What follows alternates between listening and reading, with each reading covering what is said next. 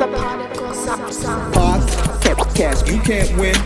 Talking a good game, you can't win. Topics never lame, you can't win. Win. Watch your average Joseph. Marvelous. It's ridiculously funny, but funny. Welcome back to the best no judgment zone space in the world, because neither one of us have any law degrees. I am soulful, sofa king, marvelous. And I am dressed so fresh on a Easter Sunday, not your average Joseph. And we are the Podical Sons. Sons, baby. Let's start this show. How you feeling? How was your Black Friday, first and foremost, / Good Friday?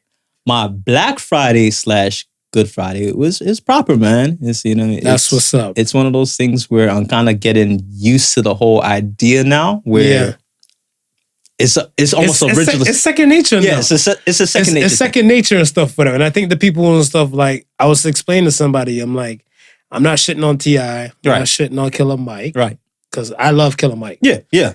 And my thing is stuff, it was just one day out of the three. Last year was a leap year. Out of the 366. Right. Yeah. So 365, you're spending your money on other businesses that's not Black run. Yeah.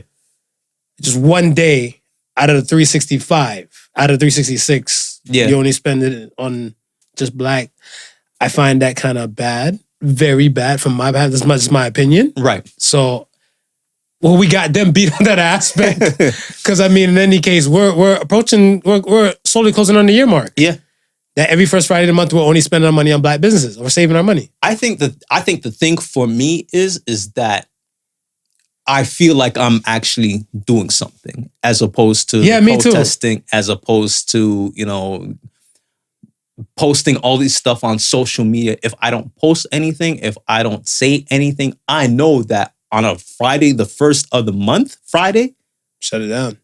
I'm actually physically contributing to a cause. Facts. And whether, like I was saying to PK, shout out to PK Creations. Mm-hmm. As I was saying to PK, whether or not people follow us to do this, we are doing it. This is our contribution. Absolutely. And I'm happy with that. So yeah. Yeah, I'm not mad at that. How was your Good Friday by Black Friday? It was kosher. I spent $0.00. Gas tank was already full because I'm in that luxury where I just diddy bop to work. Right. So in any case, and we had some nice food created by a Black woman. And then the fish was from supporting a Black business. There you go. Right? So, I mean, that hot sauce was something else. Oh, the hot sauce was something else. On point. So, I mean, it's second nature and stuff for that. I just know that in my head, okay, first of the month, the Friday's coming. Yeah. Shut it down. Buy Black Fridays. And to the folks that are listening at home, Buy Black Fridays is part of the Podical Sons network. Right. As well. And yes, you're here. You're enjoying. We got you for a little bit. Like, comment, subscribe. YouTube, you can see Smooth his nice-ass shirt. Nice shirt. I swear I had a hat like that back in the day. This? Like with the maroon, the navy. Okay. I'm feeling that. Okay. I'm feeling that. Okay. Whatever. Since Easter Sunday, I came with the white to brush off some of my heathen ways. Because you're new at home. This is... He's got a lot of heathen ways.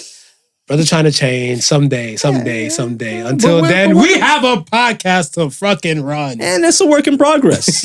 Always a work in progress. So let's get to it, man. So let's start with the polls. Which is more worse to call a woman?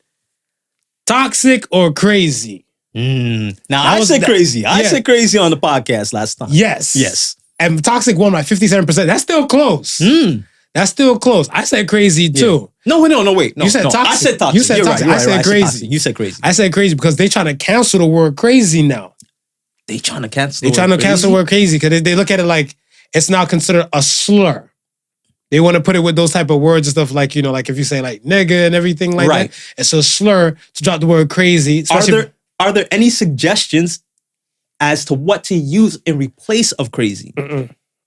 We don't live in that culture. It's called cancel culture. That's the word we live in. And then figure it out after. If you figure that shit out, or you catch another charge, you gonna get indicted on something else you might say. So I can't use crazy. Nah, they don't. They trying to do away with that and stuff. And I see a lot of women women in general, not even black or anything like that, but women in general. I was talking to one young nurse at my job, and she's like, men make us crazy, first and foremost. Okay. So I said, don't give nobody that power to rule you. Right. If you're uncomfortable with a situation and you can't walk away as a person, that be that. So she said, no, crazy is what's created from the situation. Toxic is just your natural behavior. So that's why she said toxic is a thing. Got it. I developed markers throughout the course of my life to kind of identify certain type of toxic chicks. Yeah. Like, to me, I feel like the chick is kind of toxic if I see her driving in the type of way. Like, if you see a chick like kind of kick up, like, her leg all open like this. Right. And she's driving like with just one hand. Yeah. And the legs up right here. I'm like, shouldn't you keep the other foot down? Close. Yeah. Some toxic shit. Some toxic shit in my world. She's about that life. She about that life. Yeah. If you're doing like full speed reverse with the music high, you toxic. Yeah. Sit. Certain cues. But even in certain cars. Right. You put it in reverse, the music goes down. Yeah. But if you're still doing like, you're doing all this kind of reversing to your high level of ghost face. You're reversing to the music? Man. Yo, Brittany knew what they're talking about. She's toxic. So yeah. The next one is, should you be the one to fulfill your partner's fantasies? And 82% said yes. How do you feel about that? I was in the yes category. Yes. I was in the yes category. Tell us why. Tell the folks at home why. I feel like if you've reached a certain stage in a relationship, right? You should be open to all sorts of things. Now, granted, being in that relationship for the period of time, right? You almost know what your partner is into. So well, you better hope for the best. So you kind of have an imagination that it might not go too well, but then again, you never can be too sure. See, here's my thing. My thing and stuff is that I come to a point where, okay, so I was in the no category. Okay. Right? And I come to a point where I'm willing to fulfill certain fantasies. Yes. Not all. Not all. Was it meatloaf? I'll do anything for love, but I won't do that. Yeah. Right? Yeah. Here's my thing. If you had a fantasy about pegging a dude, right, and then you ain't get the chance in your early 20s, because I'm in my mid 30s. Yeah. And then you want to talk about, babe, I always had a fantasy to peg you. I'm not the one. I'll be like, I'm not the one. We can stop at squeezing my ass. Squeeze my ass. Just, buddy. Because I've been in some situations where, like, you're in a missionary position and everything. Right. And she grabbed the butt cheek and you're looking like, you better be mindful where you keep those fucking fingers. Like, yo, I don't even have to go into my booty hole. You know what I'm saying? You're cupping a little too hard. Right. Yeah. So that's one thing and stuff. And I'm like, two, I've had a threesome in my early 20s. Okay. And I've had a threesome and stuff, whatever. Like, like within the course of the years of being single. Right. I don't see it that set woman in my life to be like, hey, babe, I'm not rookie to this threesome thing. I kind of like it, Right. Have someone ride on my dick and someone ride my face at the same time. Right. Who you gonna find to join you? And that might cause some kind of riff and tiff. It might cause some riff and tiff. That's not her place. I think, there's like a set limit. Yeah. But what if she just wants to shit on your chest? Like, what if your woman is telling you, like, every 5 years, people change. Every 5 years, people change. Hopefully you change for the best. Yeah. Together. Right. She has her own world she goes to, and she comes back home to you. You have your own world, and vice versa. Of course. And if somebody might be like, girl, ain't nothing like a sweeter feeling and stuff than just shitting on the nigga's chest. Right. And then she's like, babe, I won't make it a runny one. So now, this is where I come up with reasons why you don't feed her it tacos? may not be a realistic fantasy to shit on my chest. Maybe we're having sex, you let a couple farts off every now and then. It might be queefs. Might be queefs. Yeah. I'll be cool with that. Mm-hmm. But the shitting on the chest, I might not be too comfortable with that part. And you got to also remember me in this fantasy. Yeah. I don't know. Like, that's why I said I was in a no thing. Because years ago, no, it was like over a decade and change. I was with a girl one time, and I think I went there with like 2 condoms. Okay. Right? They said, if you really like the girl, you give her 3 or 4 more rounds. Whatever, right? Yeah. I liked her. Yeah. So I'm like, well, I don't have any more condoms. She's like, there's condoms in her nightstand. Okay. I go in the drawer, open the drawer. When I look, I see condoms. Like she said. She got the condoms. And I see a purple jelly strap on. Okay. So I'm like, not a dildo. Not a strap on. So I'm like, huh, what the natural fuck? So she's like, And you know she's not bi. No, she's bisexual. She's bisexual. Okay. So then now I'm scratching my head and stuff. I'm like, oh, this is the shit you be using on other chicks and stuff like whatever, right? She's like, no, she's never got to the point where she's used one on a woman yet. So I'm like, right. So why do you have it in your on drawer? A woman yet. so I'm like, so why do you have it in your damn nightstand drawer? And then she's like, well, she's used it on a few guys. Not a few means plural. She said a few guys. Plural. Because so like, a few guys were open to the pegging. So I was like, huh? And then she explained this to me. I was like, we're not fucking now. Right. Yeah. I went soft. I went soft from at even... At this point, you want to know where the head is at. Where the head is at, Yeah, where's your head at? Yo, so I'm looking at stuff, whatever, and she's like, she pegged an ex-boyfriend. Right. Because they said the man's G-spot is in his prostate, in his ass. Yes. My G-spot is on the tip of my penis, so I'm comfortable with that. Yeah, G-spot. ladies, yeah. I'm so good on that. No. So she's like, yeah, you know, she pegged him on his back and jerked him and everything like that. He had like the best orgasm in his life. Do I want to give it a go? I'm like, no. Are you high?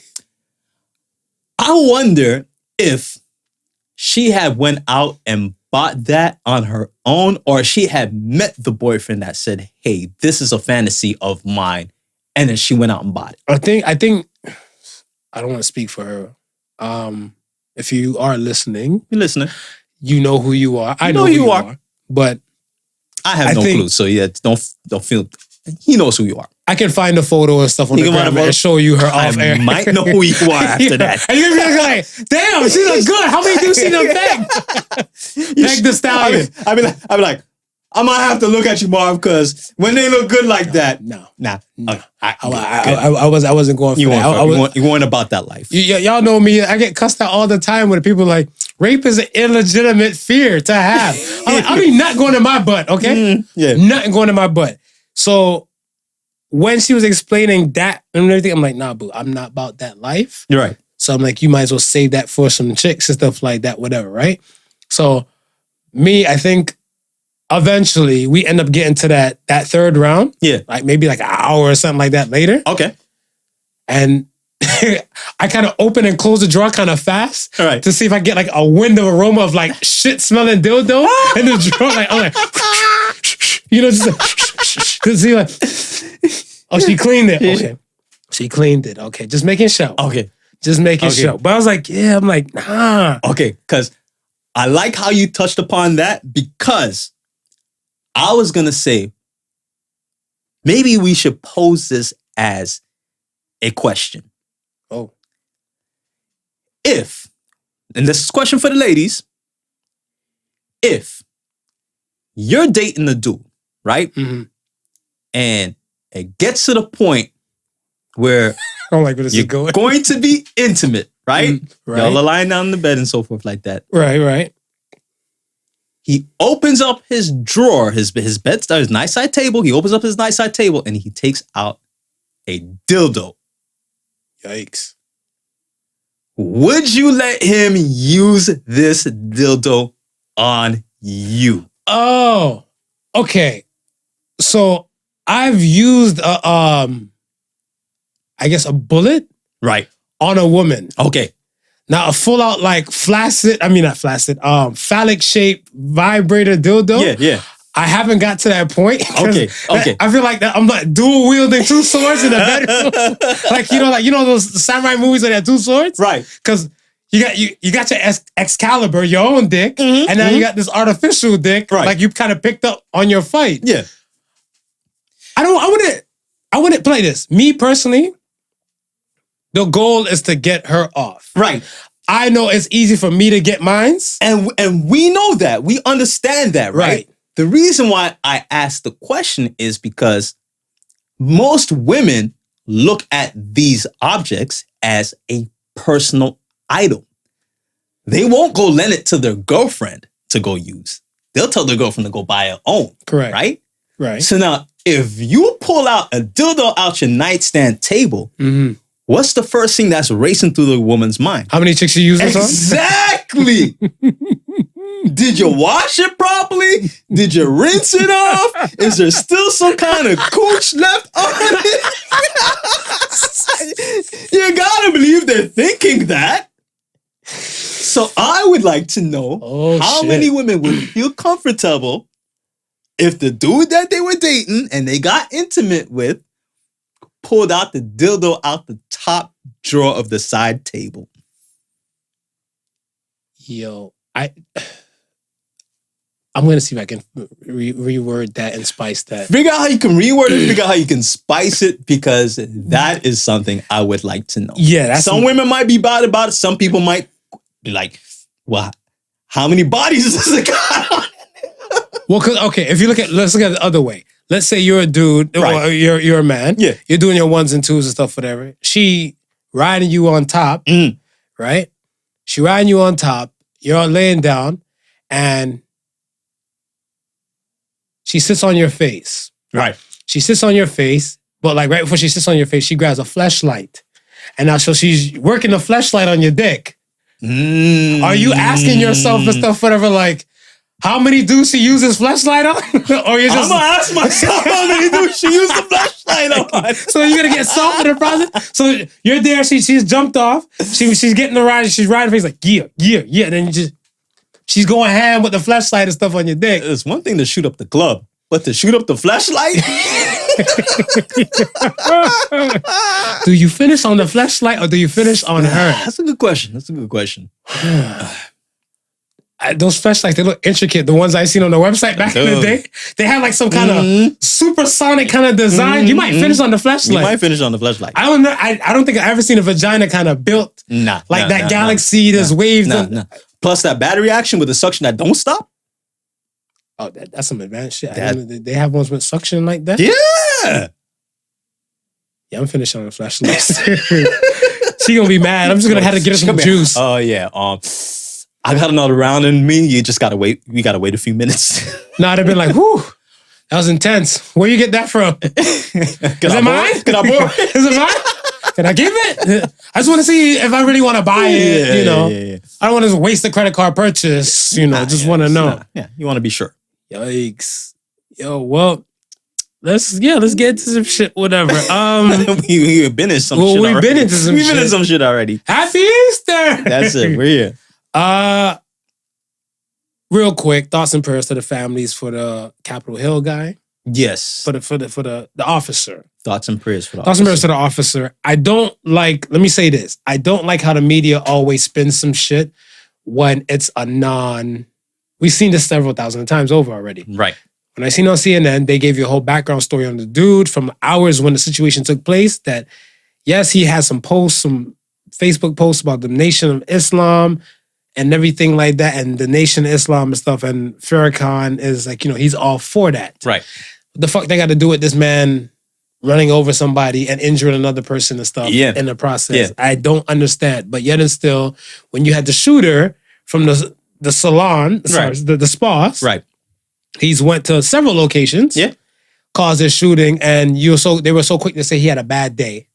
Yeah. And he was going through some things. It was a mental health. Why you aren't doing no research on that dude and stuff, whatever, when he was doing the most and you had more time for him compared to like young man. He lost his life, RIP, to his family and everything like that. Like I said, the killer is killer. I'm not going to give credit to the name to promote any copycats, but why do you think that they never mentioned a mental health thing when it came to this dude? Well, I mean, I think it's the point where you have to try and show the fact that it's not just white people doing this, because let's face it, for the majority of the portions of the shootings that we've seen, it's been white people doing it, right? And you also want to try and tie in some form of ideology that you may not agree with, right? A lot of times we see them say, okay, what would be the militia groups? Would that be alt-right or would that be militia groups? Antifa? Yeah, or not specifically Antifa, but let's say the Dixie flag waving, gun toting group. What would we call it? Would that be an alt-right or no? That would be an alt-left? I guess it'll be an alt-right to an extent, but it's not really them. Right. Because I just want to say alt-right people and stuff, they're kind of like just with their ideologies. The ideology. So they're not really actually on the lines. Okay, so let's say an ideology pushed to a certain extreme. Right. Right?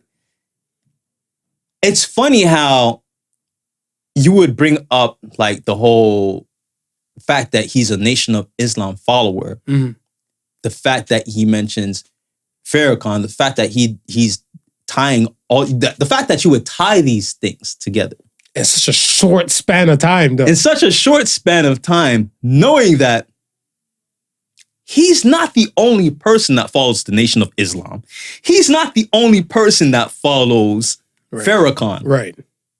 Are you saying that anybody who follows the Nation of Islam, follows Farrakhan, is capable of that? Because that's simply not true. And you posing it like that gives that type of imagery. Right. And that's what I wasn't a fan of. That's exactly what I wasn't a fan of. Because, like, where was CNN trying to word this? And then I just looked briefly on like Fox News, and when I seen how Fox News kind of went at it like later in the night, because I think I went to CNN first when we got the word, right, and then I went to Fox News later that night, and I was like, oh, this shit's just not looking good, real quick, because if you have the left, that's just trying to pawn him off, like, or the situation off to. It's not specifically a person, it's this group. Yes. I'm like, imagine what the right was saying. So I just looked at the right, and the right was like, oh, they went in, and they went in on Farrakhan. And I think they talked about the Donahue situation and stuff from like the 90s. Right. And I was like, we brought it all the way back there, because that got resurrected when Chelsea Handler said her piece, because she's never seen that until like, I guess, last year sometime. Yeah. And she kind of got wind and got privy to stuff of like, you know, of all these things pertaining to Minister Farrakhan. Right. So for that to kind of come back again, one, internet will never let nothing die. Oh, nothing die. Two, they're always going to tie in anything that, you know, when they get a chance to something. Yes. Why didn't they tie in Set Guy to a group? Let's say the KKK. Yeah. Let's say, you know, the neo-Nazi movement. Yeah. Like, it was a white guy taking Asian lives. Right. Which would have to think at some point, he might have been following some doctrination. He might have been indoctrinated somehow. Well, Dylan Roof was like that before he did a church shooting, because he had a whole manifesto. Yes. He had a full manifesto and stuff before he did the shooting and everything and stuff, right? So I'm saying like X, Y, and Z about black folks. Right. So if you're gonna put him to something, whatever, same thing with Set Dude with the young black man. Yeah. Throw them into the groups then. Like, let's keep the same energy across the board. That's what I'm just energy saying. across the board. That's all I'm asking for. You know what? Why is there not any researchers into his mental health? His status of being before he did all of this. Right. Because, like I said, clearly, there's other people who listen to Farrakhan. There's other people who are either in the Nation of Islam or follow the teaching that are not going out killing people. Facts. You understand? So to just make that front and center of the argument kind of seem, that kind of seemed off to me when I first heard it. Because that was like one of the first pieces of information that I got with the story. You're right. It wasn't like days later or weeks later that came out. Right. It was like, it came out when they were reporting it. Like they had this on deck. Yeah. So I was like, yikes. I'm like, all right, you got a narrative. I'm like, you know, you got to sell a story. Question. Holla. Has the Nation of Islam or Farrakhan made any statements in regards to it? Not yet. I haven't heard anything and stuff, whatever, but I mean, what do you say? Like, what do you say? If let's say, for example, somebody sees you on the road, oh my gosh, you're not your average. Right. They walk up to you, they roll up to you, shake hands, take a photo and everything like that with you. Yeah. Then they go about their merry way. You go about your merry way and stuff like that. And he might idolize and worship the things that you do from all the above. Right. Now, say you turn to like an Eminem stan, you know? Like that kind of deranged kind of fan type. Right. Yeah. He gets into this notion where he takes a life and everything and stuff. Where he's like, well, I don't give a fuck. Not your average dap me up and approved of the things that I was doing. Yeah. They pin shit on you. And you're like, bro, that got nothing to do with me. He's like, yo, I just seen him. I thought he was a fan. I thought he was a supporter. Yeah. And you just showed him love like you'll show anybody else love. Right.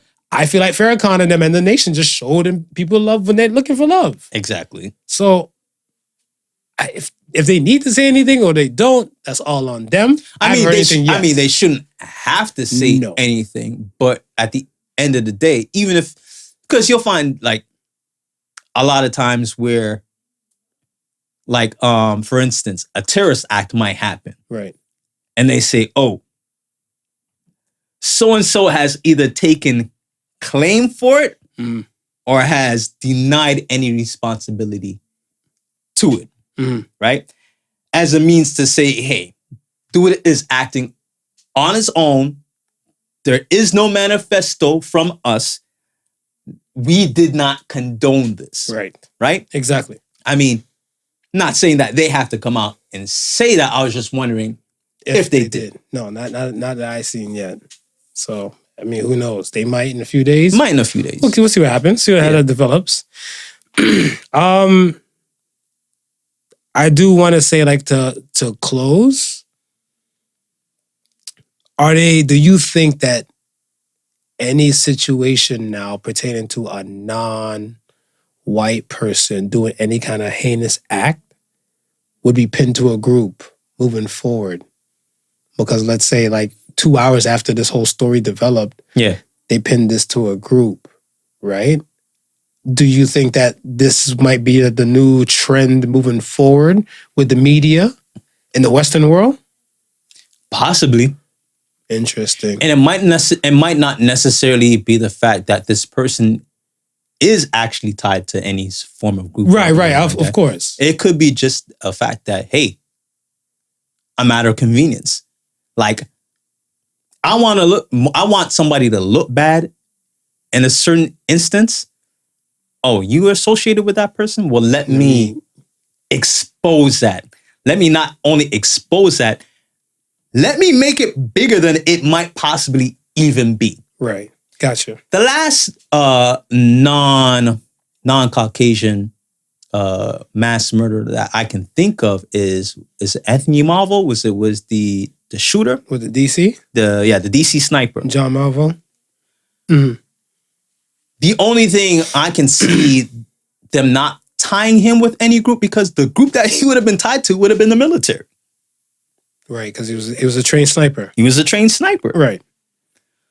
Other than that, I've never really, you know what I mean? It's always somebody who's acted on their own, unless there's they can trace back some sort of, like, again, they're associated to some group. They've participated with some group. They've, you know what I mean? They marched, they did this. You know, there's some sort of tie-in where they can expose. Understood. Okay. All right. Let's move forward. Let's talk about Lil Nas X. So the story broke after we ended last week. Right after we ended last week. Right after we ended last week, story broke with him and his shoes and the video. And the people in uproar and everything. Nike clapped back. Okay, so let's start with the video. The video is the marker why the shoes and the ideology came up. Right. The song is shit. Never heard nobody say the song was great. Right. I think the song's basic. It is basic. It's basic. The video now, you and I, we always go through this back and forth with this same kid or whatever. I feel like if I see this dude, whatever, closed doors, I might backhand him just to quell some peace. Yeah. And there's no hatred and stuff with it, whatever. But we had a discussion about like machine, the industry pumping certain type of things. Yeah. I think he's naturally a gay young man. Right.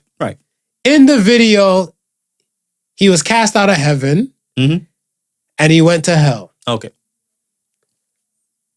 Me saying he's a natural young gay man, I've never seen no straight man with no fucking hooker boots like that before. Nah, bro. The stripper techniques and stuff, whatever. There's pole dancing classes. There's some straight men that do pole dancing and stuff, whatever. Yeah. I'm just not one of them. Yeah.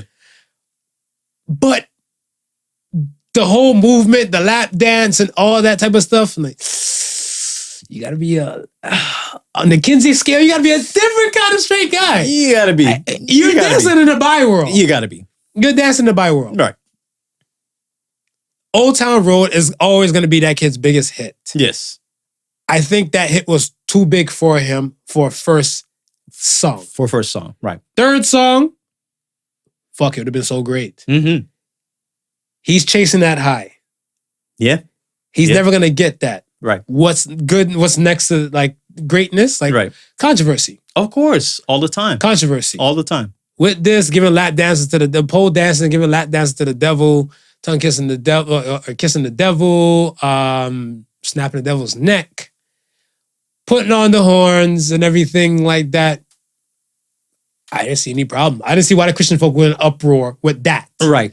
And let us also mention the fact that when Old Town Road came out and became a smash hit, a lot of people did not know he was gay. No. Right. No. Right. So there's that fact. When he was coming down off that high, right, after all the tours and everything. Yeah. Hey, by the way, I'm gay. Put me back up. And catapult to right. That's why I was on the fence. I'm like, I agree with you on that extent. Right. He used that to kind of help sell him some more stuff, some more records. Right. His songs have not been slapping. No. They haven't been marks and stuff to say like, oh shit, this is it. Yeah. It's just there. Yeah. For a rich kid, I want to say with a kid with privilege, I'm going to say rich, I don't know his finances, but let's say you went from nothing to something now. I might be speaking out of turn when I say this.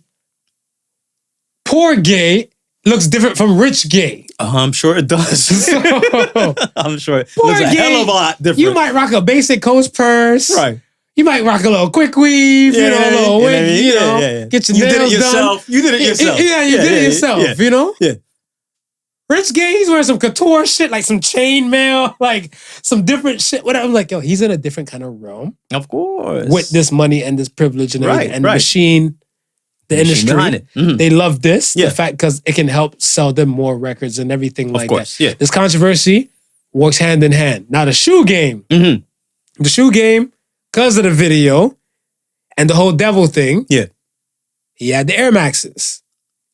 The story has it that he bought all these Air Maxes that's himself what I've read. with the company, with the other company, the Misfits. With the Misfits company to create these shoes. Right. Create the shoe. And because it was the devil aspect, the 666, the human blood aspect, I don't know. It's just allegedly. Right. Well, they say because it was like, I mean, it was like 0.00000, like one something of blood. And apparently it was all the employees of the Misfits who had donated their blood for this. How many employees they got? I don't know how many. Because I heard they had 606 pairs. 666 pairs of those devil ones. And I heard they had like maybe, they didn't give a quantity for the heaven ones. Right. So they had like a devil and... Well, I mean, if you think about it, even if one person gives like, let's say 1 pint, right? How much is typical for like blood donation? Pint? Yeah. Okay, so if you think, if each one of the employees gave one pint, but in the shoe itself, they're only containing 0.00000.1. So you got to figure out how much of that 1 point is spreading through a pair of sneakers. Well, yeah, because they might put like other fluids and stuff in there. Right, yeah, they did, because it was red dye. It's that plus red dye, right? So, I mean, if you have less than maybe like, let's say 100 employees or so, that could probably stretch. That could, throughout the entire line, right? It's just crazy that the fact that you would do that. It's crazy the fact that you would buy somebody shoes that contain somebody else's DNA. We got the DNA sneakers. That's some different shit. That's the DNA sneakers right there. That's DNA shit. That's some different shit. I just looked at it and stuff. I was like, one, the song sucked to me. I'm like, two, people started coming at me kind of sideways because they know red and black is my colors. Right, yeah. So that's why I came out white today. Yeah. Motherfuckers. You gotta let them know. You gotta let them know somehow. You know? Yeah, you know, but like they're like, oh, that look like your type of speed and stuff, whatever. Never been a 97 Air Max kind of guy. I haven't owned a pair. 90s and 95s. Those are my Air Maxes. Right. I just found it super different. Way different. Super different. Had the Bible scripture on there. Yeah. And everything. And controversy sells. Yeah. I mean, when it first broke and then we found out about it, I was like, okay, well, they're only making, I think it was 666 pairs of it. Right. And I looked at you and said, well, those is going to sell out. Obviously. Yeah, those are going to sell out. Regardless of how we feel about it, regardless how the world feels about it, there's only 666 pairs. There's somebody who don't give a shit about it and just thinking about the collectible aspect. That's all. Regardless of everything else. The hype beasts are going to want it. Exactly. The hype beasts are going to want it. They're not even want it. They're going to need it. And it's going to be bought.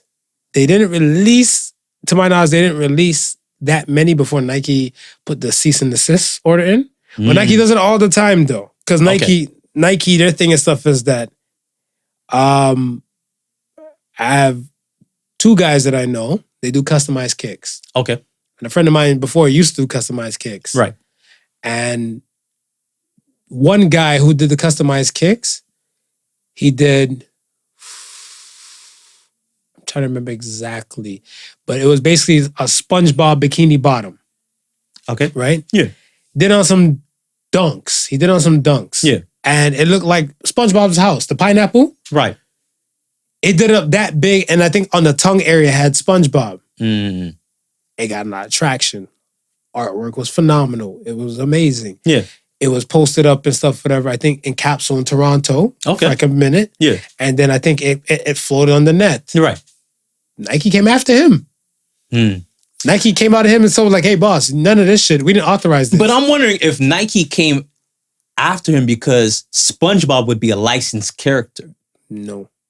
Okay. Because you're using their product and stuff like that. Right. And it's, once you buy the product, it's yours. Yes. Right? Yeah. But he's not buying it, or I don't want to say he didn't create it for him to wear. It was it's for resale. Resale purpose. Okay, I'm glad that you said that because I see where you're going with this. And my whole thing was when they bought the 666 pairs from Nike, obviously no one buys 666 pairs to wear for themselves. You start to wonder and say, could have gave it to the Church of Satan, but okay. Yeah. You start to say to yourself, okay, well, what, you might say, okay, well, what are you going to use it for? Because obviously they're going to use it for some purpose. When they buy that 666 pairs, does it come with any sort of condition? If you're going to resell these shoes, this is what you can do to them. This is what you can't do to them. True, but okay. One aspect, okay, so I get what you're saying, but I don't think they bought everything in bulk from one place. Got it, okay.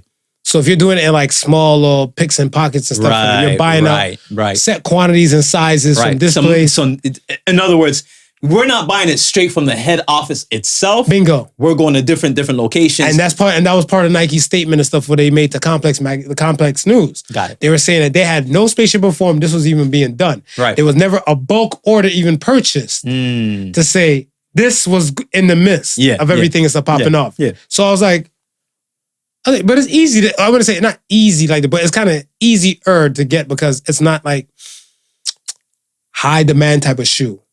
Right. Yeezus, like, the Yeezys, some Jordans, some type of things, stuff like that. Yeah. 95 Air Maxes and stuff. Hell, like even in Canada, with Canada retail, you can get a pair of stuff, whatever, like depending on the colorway, you get it from like, maybe like to 90 to like less than 200 Canadian. And you got to think that specific colorway, how many Nike had already made that's out there. Correct. So all they had to do was just put a little spicing and stuff for their extra stitch to it. Yeah. Little marketing, boom, bam, bam. You have is it Montero? I see, I don't even know the song. The song's trash. Yeah.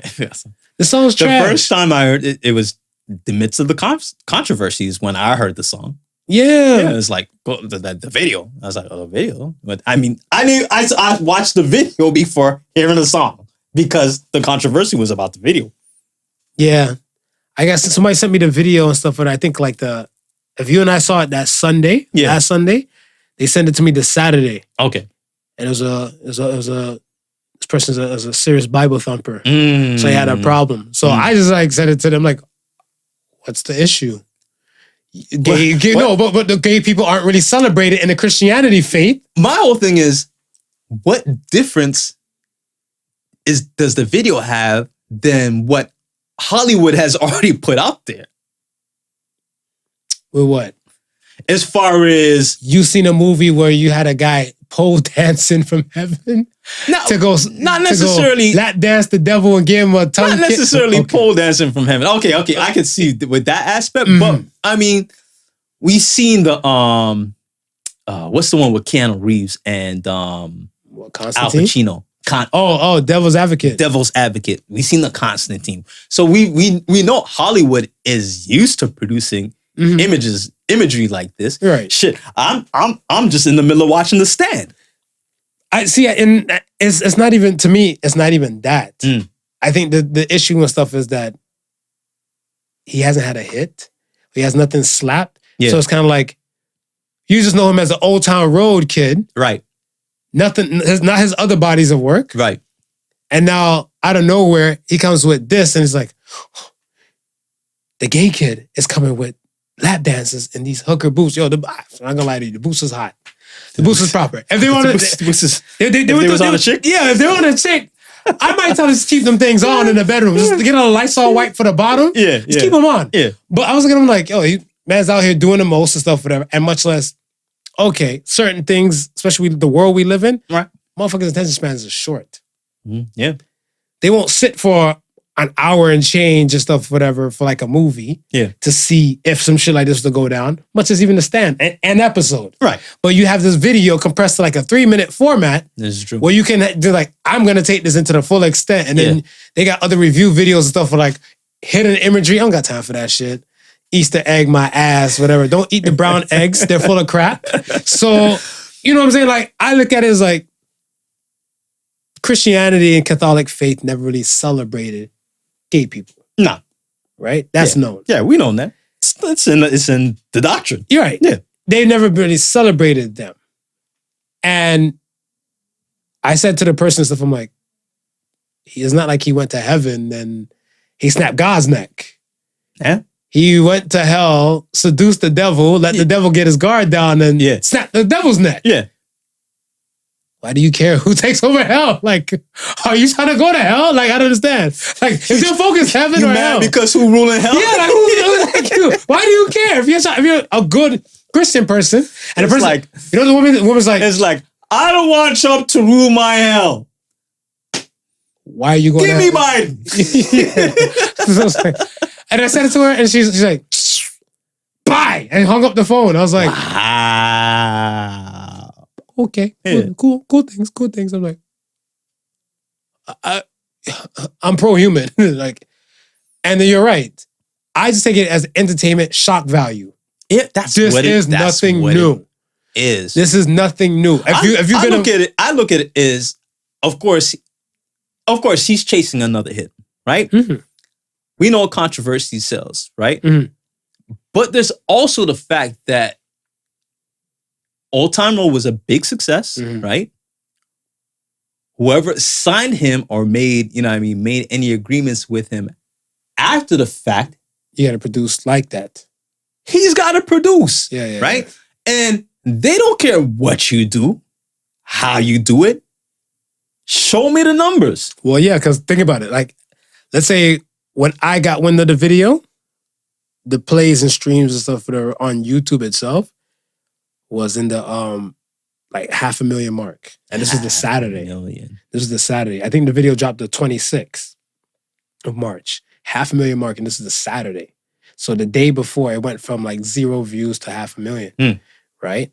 And much less, you had a full week and Bruin and the Nike coming after him and all the above. And then he even did like a video response to like, what does he think and stuff, whatever. And I like that kid. That kid's fucking funny as hell. He's just like, I just want to say and just went to the video, clip back to the video. So when did the cease and desist order come in? Because as far as I know, them shit sold out within hours. Yeah, the cease and desist order came in like going towards the end of the week. I want to say Thursday, Friday. So, but I mean, what do they care at that point? They already sold out all the shoes. Yeah, but with the cease and desist order and stuff, I think their thing and stuff is the promotion aspect, the remainder, right? And the Heaven pair didn't sell like that. Oh, so he got a head. So there's a Heaven pair. So it's the same Air Max 97s, right? So the Devil ones, you're right. The Satan ones are red and black, right? And the Heaven ones are white and like a sky blue. Got it. I didn't know that. Mm-hmm. I didn't know that. Okay, I see what's going on. Yeah, because everybody was focused on the Devil ones more right. than the I Heaven pair or whatever, right? Okay. So they're like, before those Heaven pair like pump out, yeah, let's shut everything the fuck down. Okay. So you got the calculator run? I can open it. Let's do the quick math on that. 666 pairs, and he was selling it at the verse of, I think it was Matthew 10:18. So $1,018. Okay. Mm-hmm. Oops.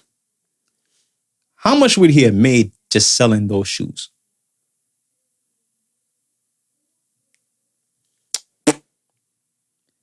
Wow. So close to almost 700,000. Right. So just 677, close to over 700,000.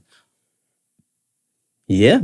If you think you're being pressured by your label invested a certain amount of money, you got to pay that money back. I mean, he would have recouped it because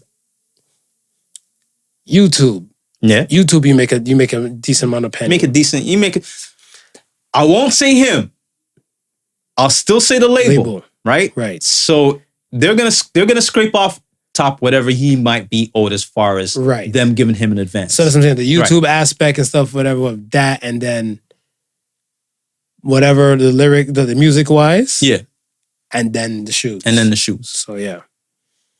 So yeah. So we'll see what happens and stuff in the near future and stuff with his ass, whatever. This is just not to motivate nobody to go do no shit like this on Nike broad page. You want to customize some shit, do it on your own, low key. Somebody like, oh shit, where you get that from? Lil Nas X, just blame it on him. It's like, fuck. It'd be interesting to see how like this type of business happens going forth. Like if you wanted to do something, because we know people do exclusives all the time. Shit. Virgil got the Off-White collections with the Nike. That's partnership with Nike. Right. So that's partnership with Nike. Are they going to say now, in order for you to do this sort of stuff and be able to be cool with us and the legal team, you have to partner with us? Absolutely. Right. Absolutely. You don't want nobody to fuck with your brand. Makes sense. You're building your brand and stuff a type of way and stuff, and I'm using your brand to catapult my shit that I'm trying to pump. Because when it first jumped off, everybody thought it was Nike. Yeah, I had a feeling it wasn't Nike because the way how like the stitch was on the back of the shoe, I'm like, this don't look Nike official. Right. Because like it looked like whiteout ink for like the Luke verse, on the clothes going towards the toe area. Yeah. I was like, shit like somebody did it with a whiteout with a whiteout pen. So I was like, is that Stitch? I even had to zoom in on on the photo. I was like, she look kind of bootleg. But I'm like, And then I heard Nike that had nothing to do with it. I'm like, okay. And then it kept unraveling. Right. I was like, yeah, I seen it. Yeah. I'm not saying I'm a sneakerhead, but you know quality when you see it, especially coming from Nike. Of course, yeah. Right? So they had decades of perfecting their shit. Yeah. And that didn't look like Nike job. Patchwork. Some people say them shits is fire. Let me say this. Let's talk about this elevator thing, Quavo and Sweetie. Yeah. I'm glad we spoke about Quavo and Sweetie. To the folks at home listening, it's not foreign. Just recap last week's episode when we talked about Quavo and Sweetie, Quavo taking back his shit. Yeah. They got into an elevator situation. Black people, y'all stay the fuck out of elevators and controversy. I just want to say that. From Ray Rice to Jay-Z, Beyonce to now Quavo and Sweetie, Black entertainers stay out of the elevators, please. I beg. Just stay out of elevators. I beg. Or just put spray paint on the cameras while you're in there. If they can. If you can. Have you seen the video? I've seen it. What are your thoughts? My thoughts is, listen, I think she came after him and he was basically trying to defend himself, maybe a little bit overzealous in how he was defending himself. But at the end of the day, I don't think there was no malicious intent on his side. Self-defense. It just, you know what I mean? It can look away. It can look away. Yeah. Is Sweetie toxic or is she crazy? Well, now that I know that both words is canceled in the lexicon, I'm afraid to say Marv. I put it with the toxic. You put it with the toxic? Yeah, she's like a swing at him and stuff, whatever. And he dipped like a few. Yeah. Before they got in the elevator, right? Right. And when he did the swing around and stuff like that, he looked at her and he threw her down. And when he threw her down, because they both went down. Yeah. The funniest part of that whole situation is that my man looked up at the elevator camera like, fuck! They got me. He just looked at it, he's like, I'm here. Now, when Jay-Z and Solange went at it, right? Did they end up suing the operator who monitors the cameras? I think it was the security. Yeah, they did. He ended up getting sued and fired. Correct. Now, is this going to happen to the person who knows? Released the tape? Who knows? The reason why I say that, and bear with me, because Conspiracy Joe is here. Mm-hmm. We missed you, by the way. You and your bullshit. A lot of times, it's almost like a pattern's happening now, where we can see an artist, maybe a particular artist, an actor, or somebody has something that's coming out or coming up. Okay. Right? Right before some sort of controversy happens. Mm-hmm. Now, just like how we were saying with the Lil Nas X. Right. Controversy sells. Right. Right? Could this just be a simple role play to get people excited? To get people... Because right now, you have a certain segment that's wondering, oh, is Quavo going to say anything or diss Sweetie in the music that's about to come out? Yeah. I mean, you can see it like that. I think this situation is bigger than music. Like, it's just like no, I don't say it's just like a 6ix9ine situation, but it's a situation where this kind of supersedes the music. Yeah. Where I think even if it was staged to a degree, you can get staged and put to jail or fined for some shit where they'll fuck up your money. Oh, of course. I think you don't want anything to fuck with your dollars. Right. Right? So I think whatever took place, stuff, whatever, whether it be legit or fake or not and everything or stage, you have to look at it stuff, whatever. Is it going to help your brand or is it going to hurt your brand? Or is it going to hurt your brand? This shit might hurt. I want to say, like, the way how he handled it, it's not really hurting his brand. It's kind of like similar like how Jay-Z was. Yeah. Jay-Z took the kicks. Sure. It's not hurting his brand, but it just makes you question some things. So people want to know. People want to know. And that's what I'm saying, like the selling the product and obviously will kind of come through. And obviously you can also use this to your advantage. Because for instance, Tory Lanez. Mm-hmm. When Tory Lanez dropped his album, it's not like people were racing to listen to it because, obviously he's a dope artist. He makes good music. But a lot of people were racing to listen to it. For the confession? For either the confession or his side of the story? His side of the story. Yeah. So it's almost in a situation where it's like, okay, if I create this buzz, I know I got an album dropping, right? If I can create this controversy around the album, maybe it might help my album. I think so. But as I said, like I don't see no harm and stuff in that. I just look at it stuff as like, brand wise, you got to make sure your brand and stuff, whatever, can be. Nothing should be in a way to stop your brand from flourishing. Yes. Biggest example I have in mind is Chris Brown. Chris Brown had Sprite, Double Mint, all types of shit, whatever, before the Rihanna thing. Yeah. Chris Brown is still a dope musician. Yeah. Still got hits. Right. Still kind of came back and stuff for them and do all that type of stuff. Right. Triumph through the tragedy. Right.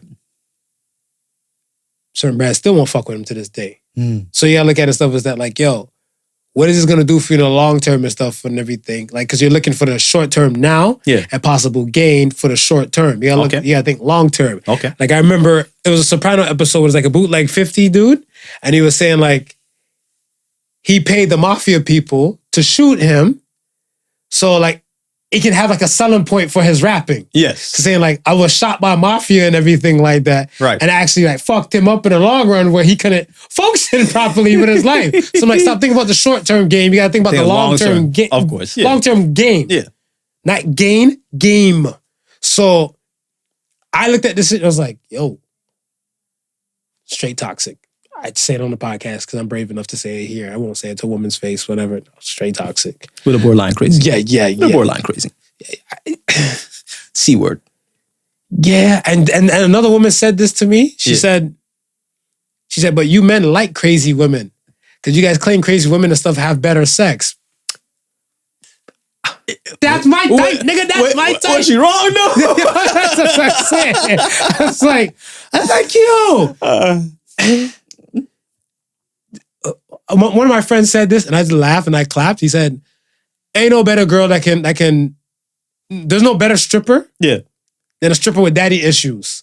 Because she don't got no daddy. That's why she's stripping. And I was like, yo, you're fucked, but it's there. When you really think about it, let's bring it back to the movie with DMX and Nas. What was the name of that movie again? DMX and Nas? Yeah. Belly? Okay. Let's bring it back to Belly.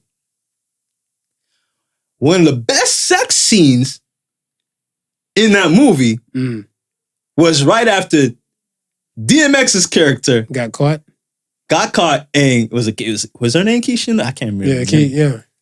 They was fighting at it, and it just went into all out, just steamy sex right after that. What's this saying? Toxic relationships have some good sex? I mean, some good sex can come out of anything. Yikes. Yeah. Yikes. Yeah, but I'm not fucking with it. Whatever. I've been in toxic relationships before, and I'm over it. Because I want to say like I'm over it to the fact that like I just want peace. Yeah. Peace of mind and pussy. That's it. That's really hand in hand. Yeah. P&P. That's what I really want, right? I mean, if it comes with extra like drama and nonsense and stuff like that, I'd rather jerk it. You'd rather jerk it? Or was it old school told me, you're rolling the dice. You know, shooting craps? Yeah, you're rolling the dice. So I'm like, I need peace of mind. Like I'm afraid of like that type of stuff because I'm like, if I see this is how you love, I'm like, who taught you how to love? It's a good question. Like, who taught you to love? Like, where did you see love? Whatever. And then it goes back to saying like, yo, I couldn't be with a person like that past like a night. A night. Yeah. A night. And that bomb ass sex might only be bomb ass because she knows that is how she gonna lure you back in. So we can't teach a good girl how to ride dick like that? I mean, we can teach a good girl how to ride dick, but if you're thinking about a toxic and crazy girl who knows you on the verge of leaving, she gonna kegel the shit out of that ride. What was it? Giddy up. No. You give me the tightest squeeze me ever get in my life. Oh. No. Yeah. Yo, how did you learn how to love? I would say from one, seeing my parents. Okay. 2, figuring out through trial and error. Like, what do you mean now? So now, be specific for me now. So figuring out through trial and error, meaning like you're just trying shit? Just going through relationships and seeing. But some people are scared to do relationships because of the whole hurt and rejection feeling, right? Yeah. So, I mean, but I was never a person like that. Oh, you just jumped in. And I think because of having my parents as that sort of role model, knowing that it can work, You just got to find the right person to make it work with. Right? So it's not like, I mean, I've never asked my father. I've never asked my mother. Mm-hmm. I know they both had children before they got together. Right. So obviously those relationships didn't work. But it's not like they ever gave up. Now they're in a relationship that works. So with me, it's always knowing that, hey, there's somebody for me that I can partner with, that I can love just as much as my dad loves my mom and my mom loves my dad. I like that. So I grew up in a single parent household. Yeah. For a while, I've never seen how a man was supposed to treat a woman. Okay. I just went by the ideology that was fed from my mother and relatives. Right. Right? And don't get it twisted. A lot of people get that shit from TV too. And I was about to say, this is where I'm I guess a hopeless romantic. A woman told me to stop saying that. Right. She's like, don't put that energy out there, stuff like that. But the thing and stuff is that if I seen it and I was like, yo, that can work, feasible rom-coms. I'm a rom-com king. Okay.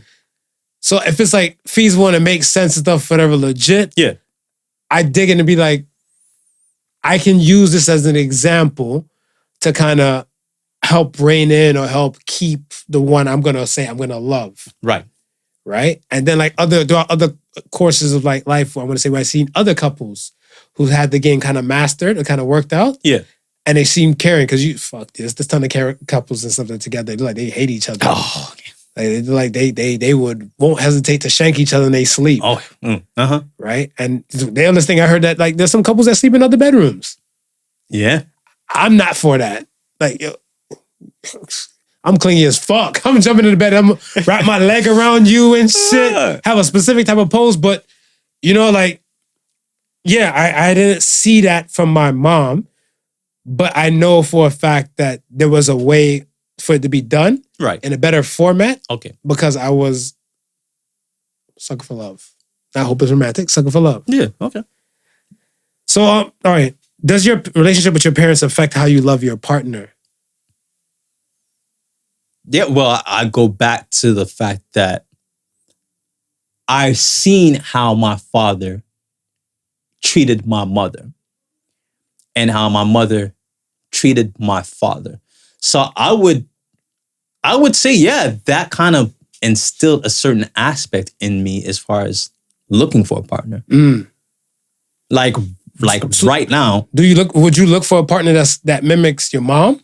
Well, I was about to say, right now, the closest person I have to my mom is my wife.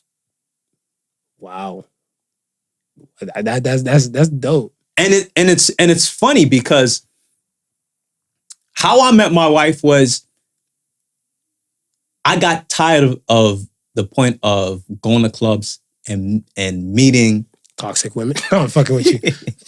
Won't say toxic. Crazy. Won't say crazy. Different. I might say. Different. I might use. Different. I might use. Different. Going to clubs and meeting different women and not meeting up to a certain expectation that I may have had, or not even meeting up to a certain expectation, but for some reason or not, it just didn't pan out the way I expected it to pan out. Mm-hmm. So when I met my wife, my whole ideology was on, I'm looking for somebody who's totally different from that crowd. Okay. Right? I met my wife. She was walking from school. She was actually on her way to going to music lessons. So I picked up and I said, I can drop you. So I ended up dropping her. We exchanged numbers and so forth like that. She didn't think you were a serial killer? She got in the whip? She got in the whip. What kind of words did you use? Asking for a friend. I might have to use some words like that one day. They were good. And the appearance that I had was not intimidating. Not intimidating. Let's just say that. I can't remember exactly what I wore, but it wasn't intimidating. Right. My manners was good, right? And it's just so funny because I had given her my number. I don't even know if she probably didn't give me her number, but it wasn't until like days after when she decided to call me. I wasn't used to that. I was used to either getting the number, calling, maybe me waiting a day or two to call, or giving somebody my number and then they calling me like that night or the next day. Right. So the fact that she took the time and said, I'm not going to call him right away, that already got my mind spinning, right? So then, eventually after we got into the relationship, I started noticing qualities in her that resembled your mom. That resembled my mom. And I think that was probably what made me want to invest more, because I knew the type of person my mom was. Right. I knew the type of person my mom made my dad become. Right. And I figured if my mom can make my dad become a man that I looked up to and respect, this woman has the potential. This woman has the potential to do the same. Understood. So, yeah, I think you got out there and you have, just like you said, you have a certain concept based upon things that you may know prior, right? Based upon things that you may have picked up along the way. Now, if you have not grown up with a two-parent family home, then you might not see that dynamic. But if you do, then you see that dynamic. And as long as it's not something that's toxic and you deem it good, you're more likely going to pull from that experience. See, I was thinking like that. So, okay, from my mom's side, I think, yes, it does affect like how you love a partner. Right. My mom she's an independent woman, a go-getter. She don't got time for the shit. She got to make her money. She got to hustle hard, all the above. Me looking into women I wanted to date or be with, if you don't have a similar drive to that, I don't plan to keep you. Right. Because my thing and stuff is that, like, this is the woman who I idolize, or this is my first love of a woman. Yeah. And this is the shit she's about. Yeah. I'm not saying you got to be about the same things that she's about, but it has to embody some of those kind of like personality traits. Embody those personality traits. And if it doesn't, I'm not staying. And not only that, I think another part of that is a reflection of yourself. What made you become the person who you are? So a lot of those qualities that you talk about your mom made you become the person that you are. A lot of the qualities I talk about. A portion, a good portion. Yeah, a lot of the qualities I talk about my parents maybe, had influence on the person who I became. Absolutely. Right? So then you start to think of, when you have children, what is the type of role model that you want in your children's lives? I feel like, especially for my son, I just want him to be a good human being. Yeah. I just want him to be like a kind human being. Right. He doesn't have to be nice. I don't think I'm nice. I think I'm rude, but kind. But you realize if you find somebody like your mom, she's going to instill those same things that your mom instilled in you, in your seed. True. Because I have the knowledge to know this is what I wanted from my mom, and this is not what I'm planning to take. Because you've witnessed it and stuff. Like you're saying, like, you can come to a point where you can be, like, say if your mom was not a risk taker. Yeah. Right? And you're like, this is the shit you don't like about your parents. Right. Mother or father. Right. They don't take risk. Right. You don't want to have that. You want to take risk and stuff. Life is an adventure. You might be a hippie on some shit or hipster, whatever the case. Boxcart Willie. Whatever the fuck that means. That sounds like you're whipping your dick out somewhere.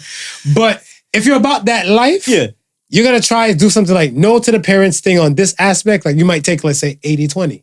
80%. 80-20. And then the 20 and stuff, where there might be some different type of shit. Yeah. Yes. That happens and stuff, whatever, quite frequent, especially with myself. Right? And I'm like, these are the traits I love about my mother. And these are things I dislike about my mom. Right. How do I go finding this to make it whole? I heard a Jamaican expression and stuff, whatever. I think like right before I turned 30, 28, 29, it was saying like the package don't always come perfect. Nah.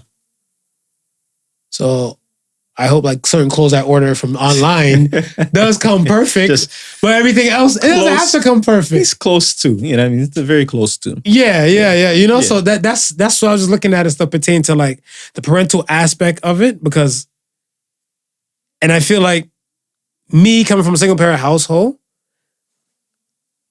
if I haven't seen how a man's supposed to treat my mother, my queen, how do I know how to treat my queen? Rom-com. Okay, so I'll be in high school. I'll be the jock with the hair, the per plus hair. I just want to take it to prom. Like, what the fuck? That's always going to work smooth. Exactly. There's some pointers in there. I mean, it might not work fully. Yeah, I see it. I see it. Some pointers in there. I feel like these roles and stuff are, for boys and girls, are good to see. Yeah. They're very good to see. Like, I understand single mothers doing their best of their abilities and stuff. Hand clap to them. You know, there's certain circumstances that put you in these things. 100%. Some by choice, some not by choice, whatever, right? All in God's plan. Yeah. I just feel like if it's within the will or the way, it's good for the child to see. Healthy. Not toxic. Yeah. Healthy. Let's go back to Chris Breezy. Chris Brown said he seen his mom get beat by a stepfather. Yeah. When he was younger. Him and Rihanna got into some shit. Mm-hmm. Mimicry effect is real. Yeah. You know what? It's one of the things that actually plagues the Black community. The mimicry. Yeah. Yeah. Father not being around, father being abusive, father being this, that, and the third. Like, that is almost, you can see that shit passed down. Yeah. You can hear that shit when people say, you're just like your father. Well, when they don't say it in a good way. When they don't say it in a good way. that might hit different. Yeah. That might definitely hit different. Okay. Dope. All right, man. Let's get to the question of the week. Question of the week. Are you ready? I'm ready. What has embarrassment cost you? Wow. Spotlight. We got spotlights popping off in here. Because I've had to overcome that. Elaborate for me. But embarrassment, it caused me spotlight. I mean, it goes back to the fact that, again, I mentioned it before, the time that I got in a fight. And it made me feel like I wasn't liked. And at the time, I was a DJ, and I was an outgoing person.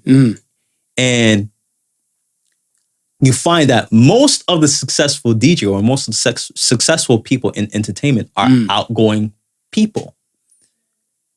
It's not really an atmosphere for the reserved. That whole incident made me become reserved.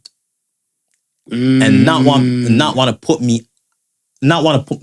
me to put myself out there like how I would possibly or should be doing in order to achieve certain things in that realm. Okay. I see that. I think for embarrassment cost me a job. Definitely, one. And I think a relationship too. Yeah. So job-wise, when I finished school, I went to go try and apply for a specific type of job for the company and everything. And when I was turned away from that company, I felt all types of shame and embarrassment and stuff, whatever, because that company was like my goal in the beginning when I graduated. Right. So I'm like, yo, I'm gonna work for said company. Right. Whatever, right? I had this in my mind. Like, even like people's classmates and stuff like that. I told them like, I'm not about to work in no goddamn hospital. I'm about to work for this said company. For this company. They gonna pay me to travel. They gonna cut the check. Yeah. You're going to be the one walking in the doctor's offices with your back. Yeah. I've got something to show you, doctor. So exactly. Yeah. So that was my thing. And there's a multitude of fucking companies, but it's just that one company was just that thing for me. It had the prestige. And then somebody I spoke to and stuff for that, because they were looking for jobs and stuff as well, like graduated with. Yeah. They're like, I know you used to work at a hospital and everything like that, but did you end up getting into the place for that? Because I wouldn't mind trying to work an entry-level job at your hospital until the opening opens up and stuff for the position and stuff for there. And I'm still there at the hospital. Yeah. So I'm just waiting for that moment and stuff for it to kind of kick in. Yeah. She's like, yo, your dream was always to... I just kept my mouth shut. The embarrassment, everything like that. I was like, yeah, I'm going to put in a word for you at the hospital. I didn't put in a word for her and everything like that. I didn't get hired. I was kind of bitter. Yeah. It fucked me up for a minute. So I had to work my way from being bitter to better. Right. And it took some time. Spotlight. Yeah. And it took some time and stuff like that. And I realized and stuff that I'm not going to let embarrassment stop me and stuff, whatever. Like, we're human. Yes. We're going to make mistakes. We're not perfect. No. We're not all out here lap dancing and stuff, whatever, on the devil's lap. But I mean, we're going to work our way back. Yeah. We're going to work our way back, whatever, right? And that's why I looked at it for that. Relationship-wise, your ego is definitely not your amigo. I've learned that from a juvenile, I wouldn't not say juvenile, but a young adult age. Yeah. Where I realized and stuff that I want to say I was too embarrassed to tell set woman, Mm-hmm. to be mine. It was more a situation like, we're here, like, Yeah. And I was like, damn, like I could afterwards, like when all said and done, I could have been like, yo, like I really, really want this to work. Yeah. Let me know what I need to do. But I was so full of myself because like after she called me out on some shit, I was like, fuck out of here. After she left, I was boo-hooing up some shit.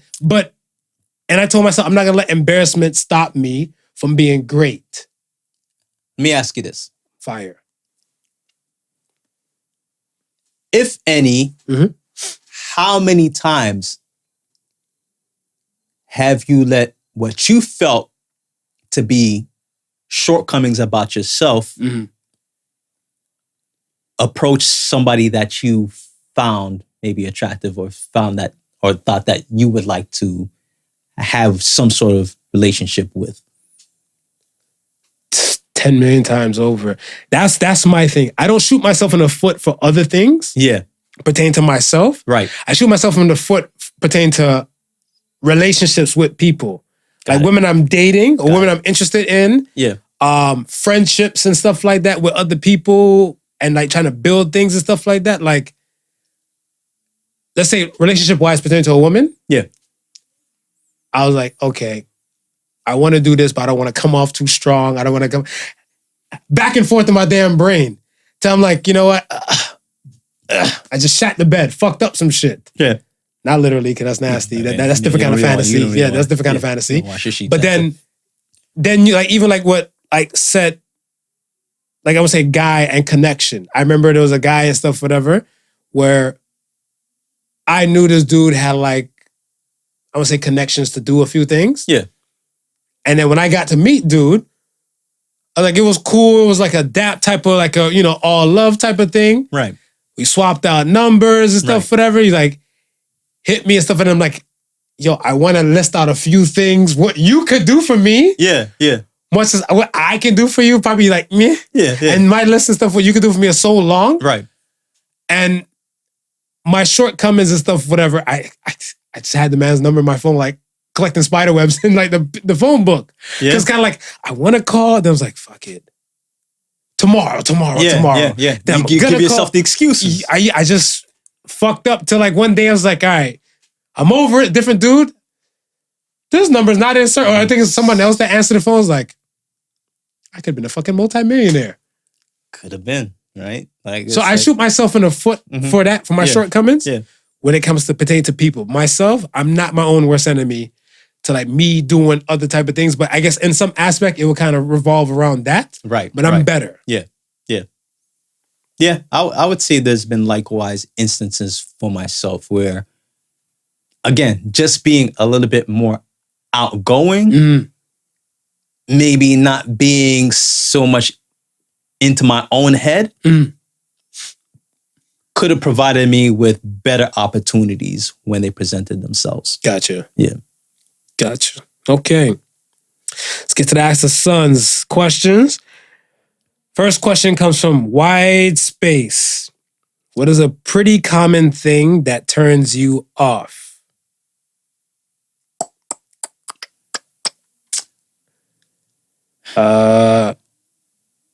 Overdone plastic surgery. Yeah.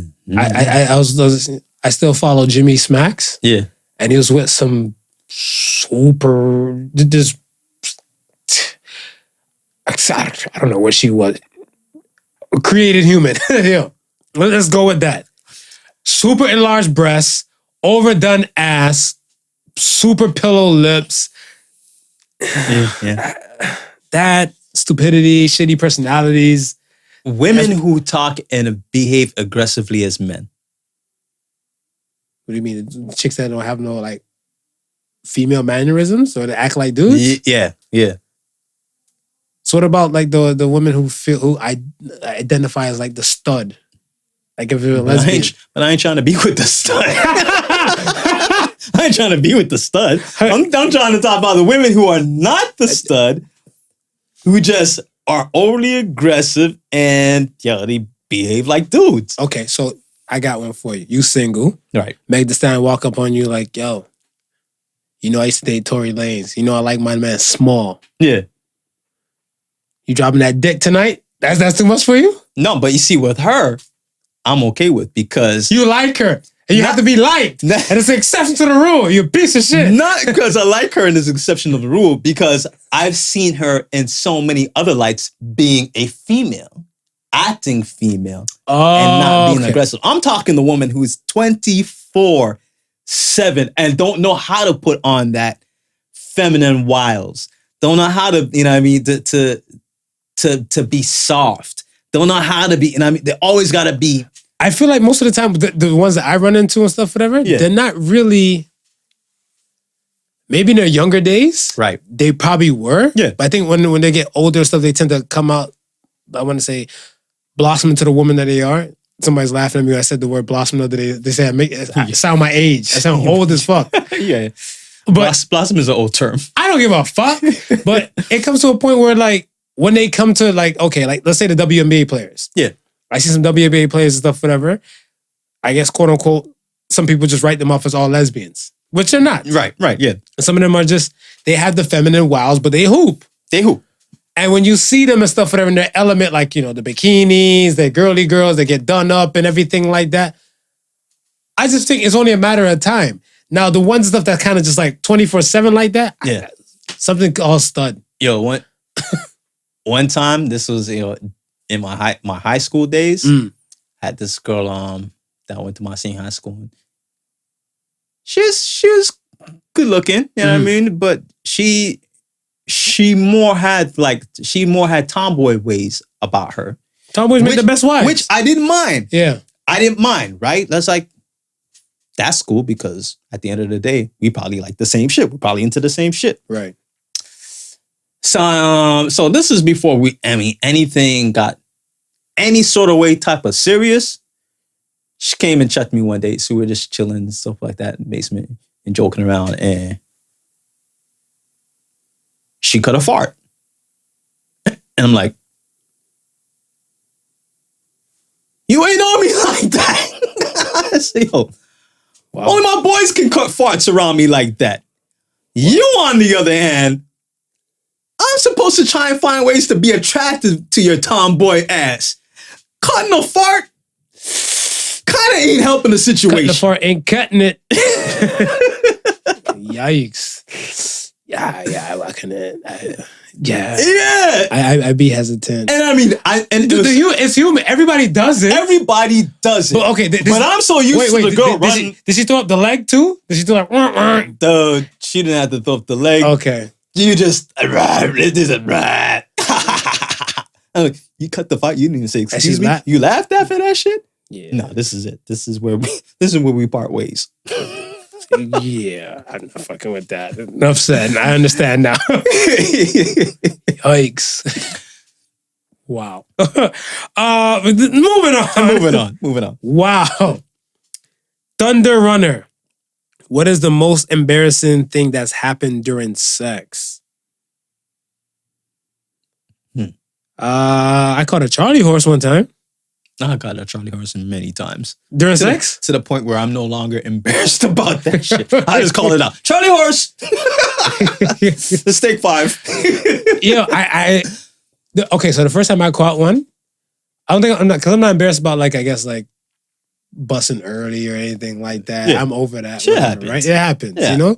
You got your porn star days and you got the, I was trying to get this nut off day, but. Yo, I had one time I nut early Mm. and the girl told me I'm selfish. I think that one kind of, yeah. It got you? I think that one kind of got me. I was like, I didn't mean to. It wasn't purposely done. Did you hold yourself accountable? I held myself accountable. Okay, that's all that matters, man. I'm sorry. No. I got round 2 to make it up to you. Yeah, I'll make it up to you if you let me. Yo.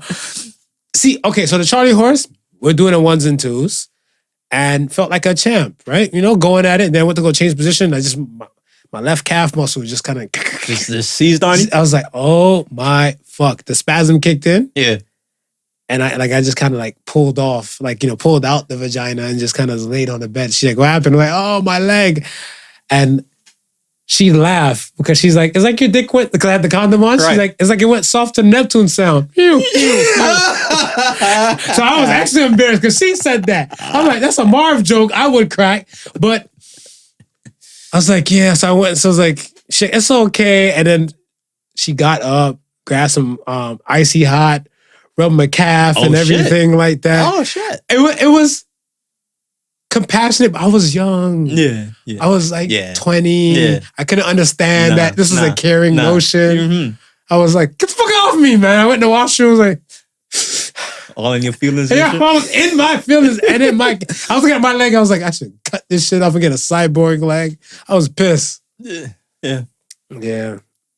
I'm older and wiser now. I'm sorry, young lady. You didn't mean it. I didn't mean it. No. I'm wiser. It's just something that happened. It happens. Yeah. And I'm not selfish. See? Yeah. We hold ourselves accountable. Right. We're moving on in life. Gary B. Harry. That is a funny ass name. Gary B. Harry. Do you donate to a cause that you don't believe in? No. I've done it before, but I'm not doing it no more. I'm not down for these missionary things for the churches. I was never really big on it. I've donated to it before. I've donated before, but I've never been really big on that sort of thing. And I remember working for one of my old employers. We had the building that the employer owned. He had an electrician that would come by and do some electrician work. So obviously, the job that he's in, it wasn't just our building that he worked in. He, did a few other buildings. And he was telling me about this story one time that this elderly lady that he did some work for was telling him there was a charity in Africa that, she would donate to religiously.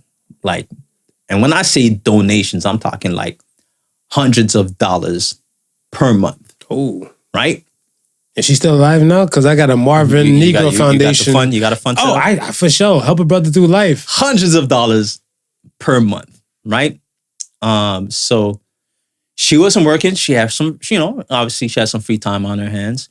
She decided to take a trip to Africa and, see where her money's worth. Visit the good people doing the missionary work or whatever type of charity I don't like where work the story's going. doing. I don't like where the story's going. Listen, she said when she got there, literally in the parking lot, she seen Benzes, Beamers, Benz, and Bentleys. All these high expensive cars that she helped fund. And she said when she got there, it's like the people who are working there. Not to say that she expected them to be poor or be below a certain wage gap, but the fact that as charity workers, they look kind of more excessive than they should be. Fam. And she said after she seen that was the last time she ever donated to anything. So with me now, I'll be quicker to give a bum on my street spare change. And if it's sitting in my thing, I'll be quicker to do that because I see that going directly to somebody who needs it than for me to be putting my money through any sort of charity to donate. What about and GoFundMe's as well? GoFundMe is a little bit different if I know the case, if the situation, if I read upon that, and I'll probably might even wait a bit before I actually jump in and contribute, because some of these GoFundMes you can't trust. Right, because remember, you can't get that money back. You can't get that money back. Kickstarter, you can. Kickstarter, yeah. GoFundMe, you can. You see, the ill thing and stuff, whatever about it, is that I feel that way when it comes to some of these churches, these mega churches.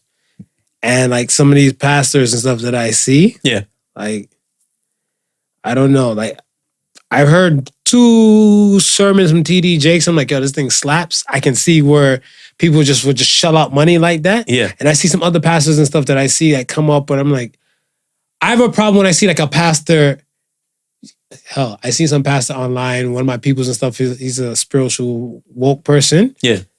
And he posted some video about some pastor that going at it preaching, and I was looking at his shoes. And I'm like, he got those Christian Dior Jordans. Them bitches start off at 2 racks.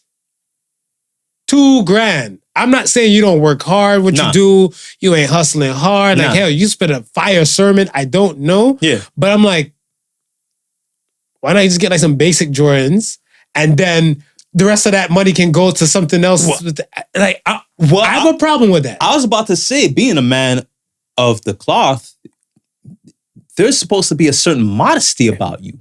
That's what I thought. What I'm saying, there's supposed to be a certain modesty. I'm seeing some preachers rock Gucci shoes, Givenchy. Yeah. They out here, the Jordans, off-brand, like off-whites. Yeah. Louis Vuitton. So I was like, I'm not fucking with that church. And mind you, listen, if you're out there making your own money outside of what is being donated to the church on Sundays, do whatever you got to do with your money.